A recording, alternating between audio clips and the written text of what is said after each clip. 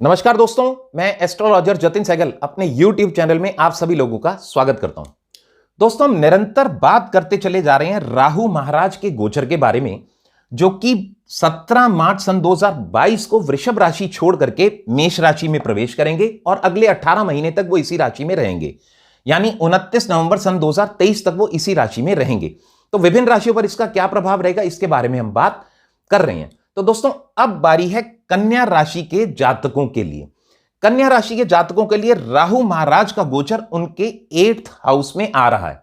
दोस्तों, जैसे मैंने हमेशा बोला, एग्जैक्टली क्या है कि राहु महाराज बुद्धि, विद्या, इसके कारक होते हैं। इसके अलावा गैर जाति के या डिफरेंट कल्चर के भी वो कारक होते हैं। ओवरऑल सडननेस यानी अचानक के भी वो कारक होते हैं। तो राहु महाराज का गोचर जिस हिसाब से कन्या राशि के जातकों के लिए उनके 8th हाउस में आ रहा है, इनको नॉर्मली एक मैलेफिक प्लैनेट बोला जाता है और ऐसे मैलेफिक प्लैनेट कहते हैं खास तौर से 6th, 8th और 12th हाउस में बहुत बढ़िया रिजल्ट देते हैं।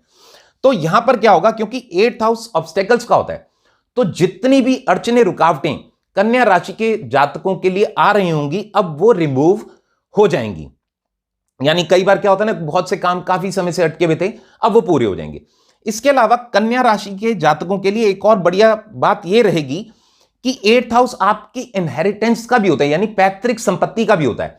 यानी अगर उसमें भी कुछ अड़चन रुकावट आ रही थी, अब तक कोई कोर्ट केस इत्यादि या कुछ ऐसी कोई संभावनाएं बनी हुई थी या कुछ अड़चन रुकावट थी, तो वो भी आपको अचानक से प्राप्त हो जाएंगी। यानी जो भी ऑब्स्टेकल्स हैं वो रिमूव हो जाएंगी और वो आपको प्राप्त होंगी। क्योंकि यहां पर क्या है कि बिना कमाए हुए पैसे की बात होती है 8th हाउस से। प्लस क्या है, हम आयु मृत्यु की भी बात करते हैं। तो जितनी भी अगर कुछ पहले से प्रॉब्लम चली आ रही थी, जो भी ऑब्स्टेकल्स थे, अब वो उनके दूर हो जाएंगे। इसके अलावा दोस्तों, सबसे बड़ी बात, राहु महाराज की 3 दृष्टियां होती हैं, 5वीं, 7वीं, 9वीं, यानी 1, 2, 3, 4, 5, यानी उनके 12th हाउस पे आ रही है 5वीं दृष्टि। तो 12th हाउस क्या होता है, व्यय का होता है, हमारे खर्चों का।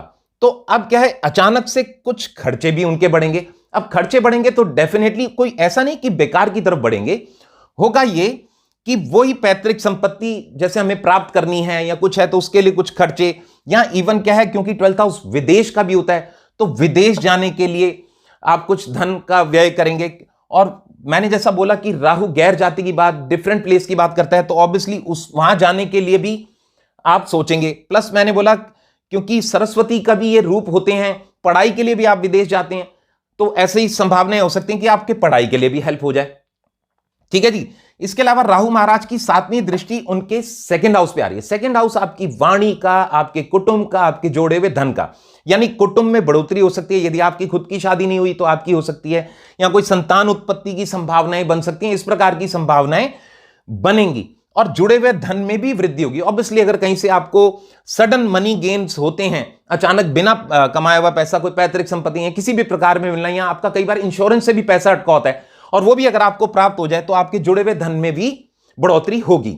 इसके अलावा दोस्तों, राहु महाराज की 9वीं दृष्टि यानी 7, 8, 9, 9वीं दृष्टि उनके 4th हाउस पे आएगी। तो 4th हाउस क्या है कि ऐसा हो सकता है कि आप घर कहीं और ले। अब ऑब्वियसली मैंने बताया कि जैसे 12th हाउस में व्यय होगा, तो हो सकता है आप नवीनतम वाहन या मकान ऐसी जगह लें।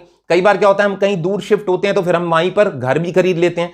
तो यानी जो भी वो व्यय होगा वो आपके अच्छे के लिए ही होगा। यानी ओवरऑल जो है, कन्या राशि के लिए राहु महाराज का ये गोचर शुभ फल ही लेकर के आ रहा है। परंतु जैसा मैंने हमेशा बोला दोस्तों, होता क्या कि सबसे पहले आपकी जन्म कुंडली ही काम कर रही होती है, जो कि आपकी जन्म तिथि, जन्म समय, जन्म स्थान के अनुसार तैयार होती है, और उसमें प्रेजेंटली चल रही महादशा, अंतरदशा और प्रत्यंतर दशा ही बताती है कि आपके साथ क्या होगा।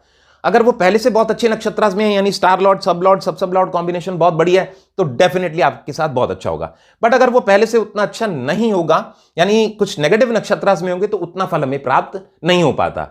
बट जैसा एक चीज और मैं हमेशा बोलता आया हूं कि ज्योतिष कभी भी डराने के लिए नहीं बनाया गया। एक चीज हमेशा से बोलता है और बोलता रहूंगा कि astrology is a divine science, no one can change your destiny but yes you can balance the things. यानी ज्योतिष एक दिव्य विज्ञान है, भाग्य आपका कोई नहीं बदल सकता, परंतु हां, आप अपने जीवन में होने वाली घटनाओं को थोड़ा संभाल अवश्य सकते हैं पॉजिटिव कर्मास करके।